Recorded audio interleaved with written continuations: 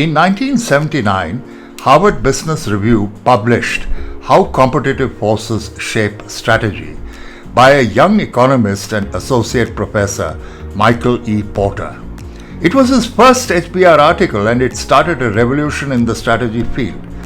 In subsequent decades, Porter has brought his signature economic rigor to the study of competitive strategy for corporations, regions, nations, etc.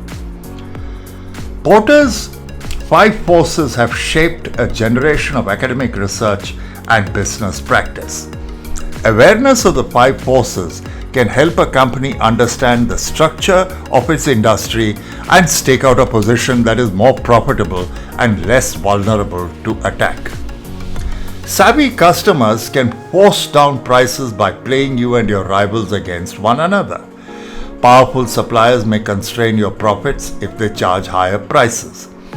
Aspiring entrants, armed with new capacity and hungry for market share, can ratchet up the investment required for you to stay in the game.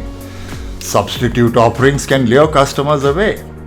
So, the typical steps in industry analysis. First is define the relevant industry. What are the products in it? Which ones are part of another distinct industry? What is the geographic scope of the competition?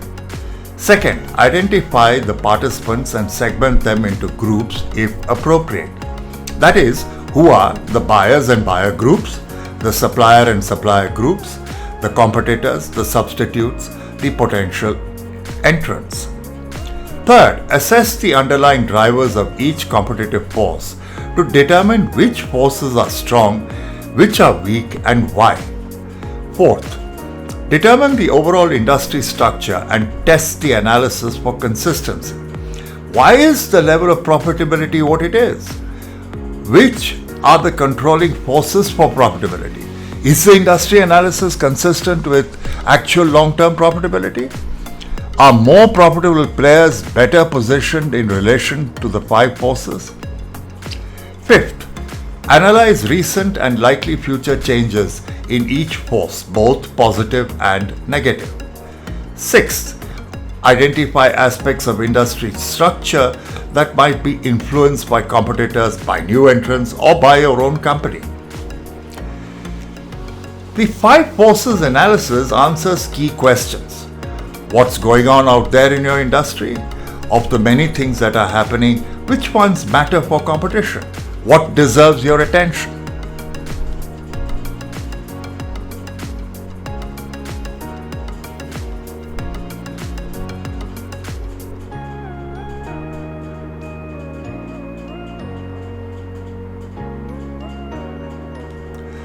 Porter's approach assessed the 5 forces: threat of new entrants, rivalry amongst existing firms, threat of substitute products, bargaining power of buyers, bargaining power of suppliers. Let's begin with the first. Threat of new entrants, barriers to entry.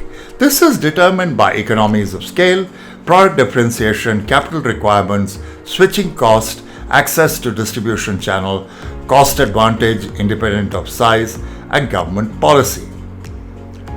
Rivalry amongst existing firm or intense rivalry is related to the number of competitors, rate of industry growth, produce or service characteristics, amount of fixed costs, height of exit barriers, capacity, diversity of rivals, threat of substitute products or services.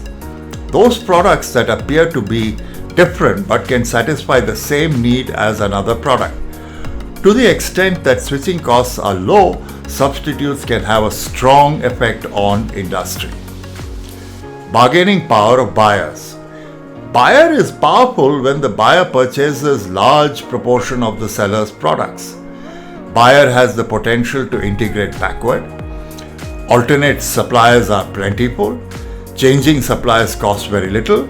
Purchased product represents a high percentage of buyer's costs. Buyer earns low profits. Purchased product is unimportant to the final quality or the price of the buyer's products. Supplier is powerful when the supplier industry is dominated by few companies but sells to many. Its product is unique and or has high switching costs.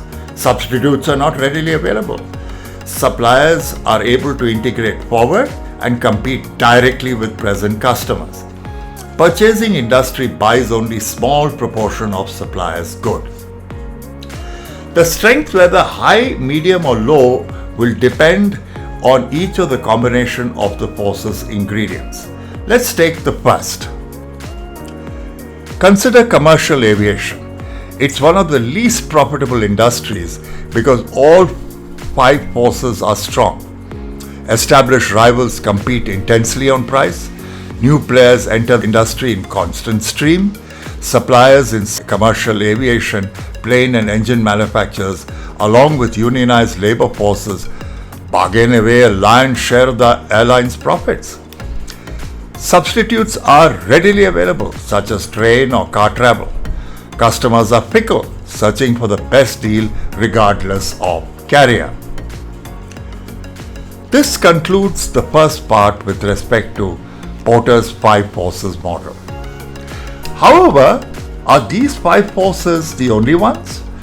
Do they really account for complex and dynamic markets? We will take a look at this and other matters related to strategy in the next and final part. Thank you.